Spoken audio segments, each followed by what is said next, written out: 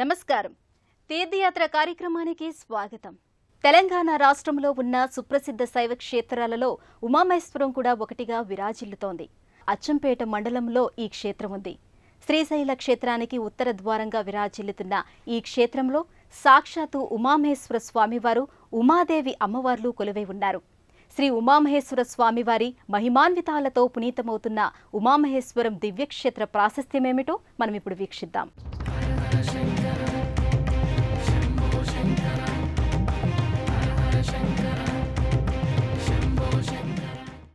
ఉమామహేశ్వరం క్షేత్రానికి కొన్ని వందల సంవత్సరాల నాటి చరిత్ర ఉంది. దట్టమైన నల్లమల్ల అడవులలో ఉన్న ఈ క్షేత్రంలో ఉన్న ఉమామహేశ్వర ఆలయాన్ని 1376వ సంవత్సరంలో మాధవ నాయకుడు నిర్మించాడని చారిత్రక ఆధారాల ద్వారా తెలుస్తోంది.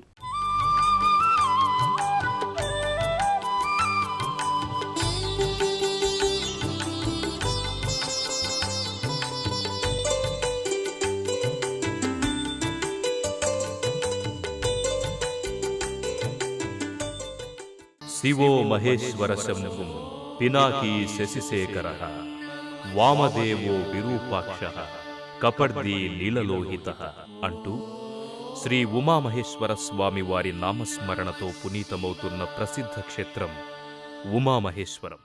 శివక్షేత్రాలలో ప్రముఖమైందిగా శ్రీశైల క్షేత్రానికి ఉత్తర ద్వారక్షేత్రంగా విరాజిల్లుతున్న ఈ దివ్యక్షేత్రంలో సాక్షాత్తు ఉమామహేశ్వర స్వామివారు, ఉమాదేవి అమ్మవారితో కొలువై ఉన్నారు. విశ్వేశ్వరాయ నరకాంతకతారణాయ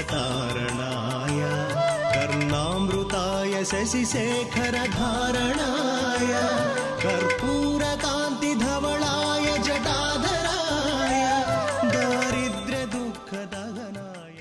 సుందర ప్రశాంత వాతావరణంలో ప్రకృతి రమణీయతను ఆవిష్కరించే ఎత్తైన కొండమీదున్న ఈ దివ్యక్షేత్రానికి కొన్ని వందల సంవత్సరాల నాటి చరిత్ర ఉంది. భక్తులకు కావలసినంత మానసిక ప్రశాంతతనిచ్చే ఈ దివ్యక్షేత్రాన్ని సందర్శించే భక్తులకు పునర్జన్మ ఉండదని చెబుతారు.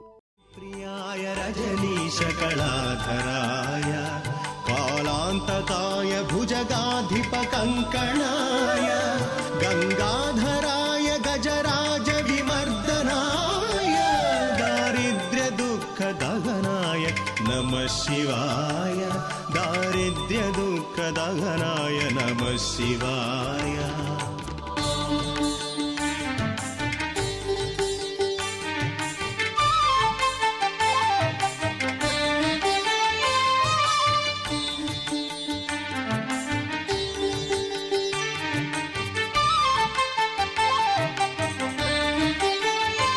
భక్తప్రియాయ భవరోగభయపహాయ ఉగ్రాయ. ఉమామహేశ్వరం క్షేత్రములో ఉన్న రుద్రధారములో స్నానం చేసి మహేశ్వరుణ్ణి దర్శించే వారికి పునర్జన్మ ఉండదని పురాణాలు చెబుతున్నాయి. ఇక్కడ మరణించే భక్తులకు శైవ కైవల్య ప్రాప్తి కలుగుతుందని చెబుతారు. భక్తులు ప్రధాన ఆలయ ప్రాంగణంలోకి చేరుకుని సిద్ధి వినాయకుణ్ణి భక్తితో సేవిస్తారు. ప్రధానాలయంలో ఎడమవైపు భాగాన భక్తులకు ముందుగా సిద్ధి వినాయకుని మందిరం దర్శనమిస్తుంది. ఈ మందిరంలో కొలువైన సిద్ధి వినాయక స్వామి ఆలయానికి వచ్చే భక్తులను ఎలాంటి విఘ్నాలు లేకుండా కాపాడతాడని భక్తులు విశ్వసిస్తారు.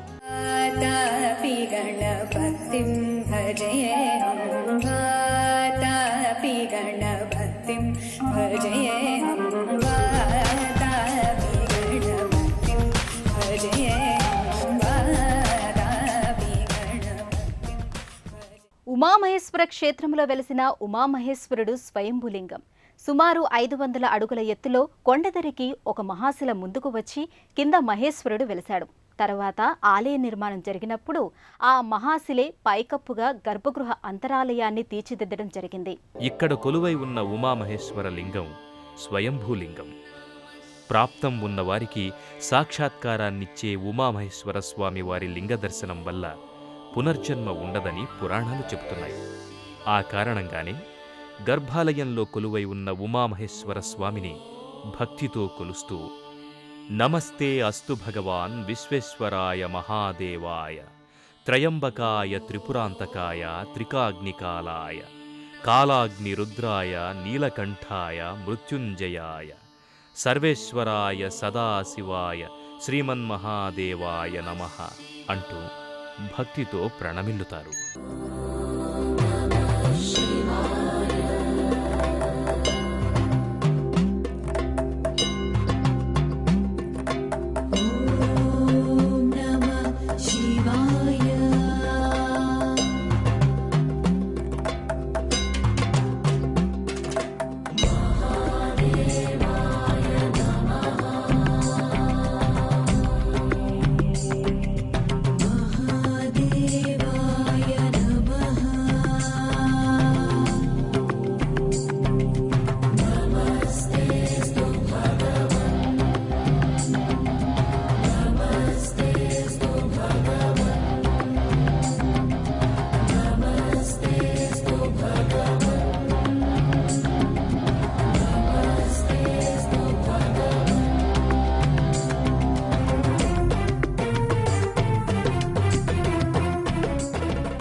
ఉమామహేశ్వరం దివ్యక్షేత్రం మహిమాన్వితమైనదిగా స్కాంద పురాణములో ప్రముఖంగా ప్రస్తావించడం జరిగింది.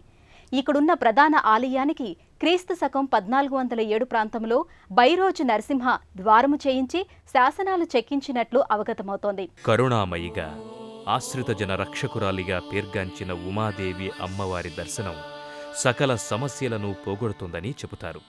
ఆ కారణంగానే గర్భాలయంలో కొలువై ఉన్న ఉమాదేవి అమ్మవారికి ప్రణమిల్లుతూ, అమ్మా ఉమాదేవి, మాకు మా పిల్లలకు ఆయురారోగ్య ఐశ్వర్యాలనిచ్చి మమ్మల్ని చల్లగా చూడు తల్లి అంటూ ప్రణమిల్లుతారు.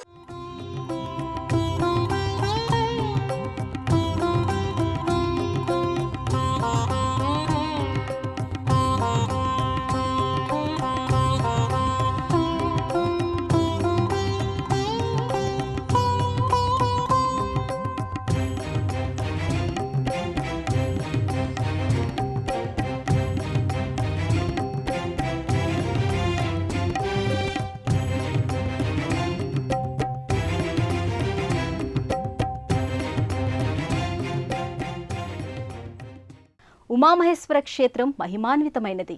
శ్రీశైల క్షేత్రానికి ఉత్తర ద్వారంగా ఉన్న ఈ దివ్యక్షేత్ర సందర్శన బహుజన్మల పుణ్యఫలంగా చెబుతారు. గర్భాలయములో ఉమామహేశ్వర స్వామిని దర్శించుకున్న భక్తులు ఇక్కడే ఉన్న ఇతర దేవీ దేవతలను భక్తితో దర్శించుకుంటారు. అత్యంత తేజోవంతంగా దర్శనమిచ్చే మహిషాసుర మర్దని అమ్మవారి దివ్యమంగళ శిలారూపాన్ని దర్శించుకుని ప్రణమిల్లుతారు. మహిషాసుర మర్దిని అమ్మవారిని దర్శించుకున్న భక్తులు అనంతరం ఇక్కడకు సమీపంలోని దేవతల ఉపాలయాలను దర్శించుకున్న భక్తులు ఇక్కడే ఉన్న పాపనాశనాన్ని దర్శించుకుంటారు.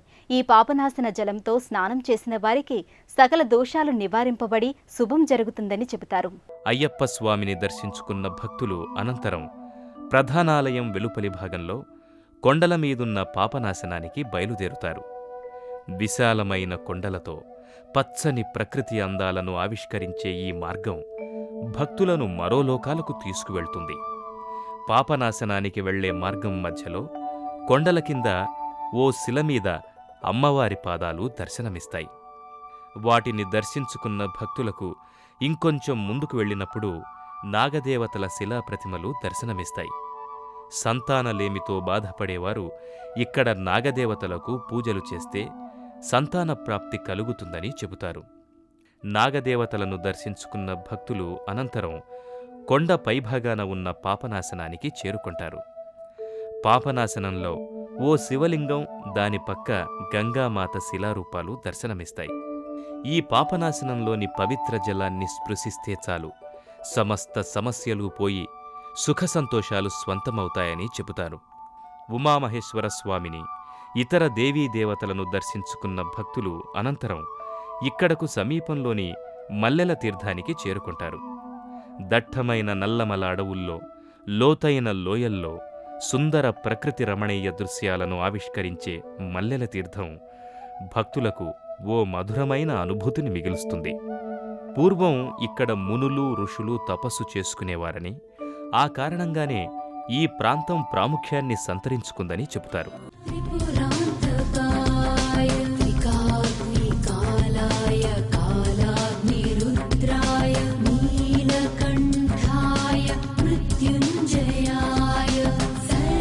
सर्वेश्वराय सदाशिवाय सर्वेश्वर